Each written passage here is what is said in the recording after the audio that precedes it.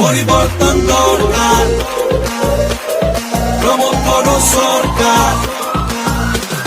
কথা নয় কাম, জনতারে প্রাণ, এয়া হে নেতার পরিচয়।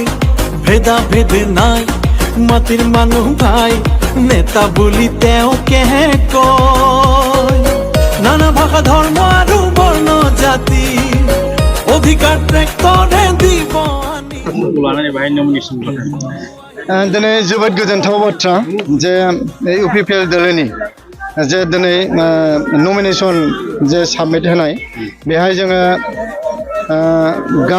गार' पाहार जिथु फिल्ड जोंनि बेनिफ्राय साब डिभिजनसिम जोङो रेलि फैनानै बेहाय जोङो साब डिभिजन अफिसाव जोंनि जायखि नमिनेशन जि पेपार बेखौ जों गथायबाय। दिनै पटबजार ओनसोलनि खना खनला थानाय रायजो राजा गासिबो ओरैबायदि दले बले हाजार हाजार रायजो राजाफ्रा दिनै बेहाय माने हेफाजाब होफैदों। दले बले रेलि खालामनानै जों दिनै नैबे साब डिभिजनाव जोंनि जे नमिनेशन पेपार जों बेखौ साबमिट होनाय जाबाय। आसा खालामदों पटबजारनि रायजो राजाफ्रा निस्सय माने 2020नि इलेक्शनाव हयथ' गोबां बेले बेले जादोंमोन। जोंनि हयथ' इउपिपिएल दलखौ हयथ' माखासे कमिउनिटिनि मानसिफ्रा जेरै माइनरिटि लेभेलनि मानसिफ्रा जोंखौ हयथ' सापर्ट खालामाखैमोन। किन्तु एइबाराव साराय बोसोराव जे प्रमोद बर' सारनि जे मावनाय दांनाय गासिबो माने जे शान्ति लाबोनाय जोंनि गेजेराव मोनसे समाव माने गाज्रि थासारिमोन। 2020नि जे आगोलाव जे समाव बिपिएफ सरकार सलायदोंमोन बे समाव जोंनि माने विभिन्न जाति जनगोष्ठीनि गेजेराव मोनसे दाङाबाजि थासारिमोन। नाथाय दिनै बे थासारिया गैला। जोंनि गेजेराव मोनसे गोजोन थासारि लाबोनो हाबाय जे प्रमोद बर' सरकार सारनि नाजानायाव।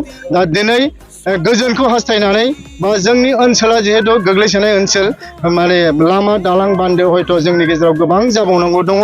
दा बेनिखायनो जोङो दिनैनि तारिखाव बे ओनसोलनि रायजो राजाफ्रा गोजोनखौ हास्थायनानै आरो जोंनि ओनसोलनि जे डेभेलपमेन्टखौ हास्थायनानै दिनै दले बले इउपिपिएल दोलोआव सापर्ट खालामदों। दले बले दिनै जयनिं जागासिनो दङ। निस्सय जों आसा खालामनो हायो दिनैनि तारिखाव जों पटबजारा माने 1 नं पटबजार समस्तिनिफ्राय जों 100% देरहागोन आरो प्रमोद बर' सारनि जे माने इउपिपिएल सरकार बेयो 100% सरकाराव जों सरकार दागोन बेयो दिनैनि तारिखाव रोखा। बेसेबां भटनि फारागथियाव नोंथाङा देरहागोन बायदि आसा खालामो? बेहाय गेमा जाग्रोथोंसै। जिहेतु राजनितिका भटनि सायाव सोनारो, गेमा जागोन।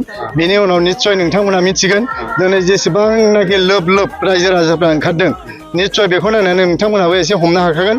जोङो 100% देरहागोना पटबजारनिफ्राय रोखा। बेहाय खुनु पार्सेन्टनि खोथा गैया। जों माने गोबां पार्सेन्टआवबो हयथ' जों देरहागोन। जोंहा बेहाय माने बिसास दङ। दा जोङो पटबजार हिसाबै देरहागोना जोंना इउपिपिएल दोला रोखा।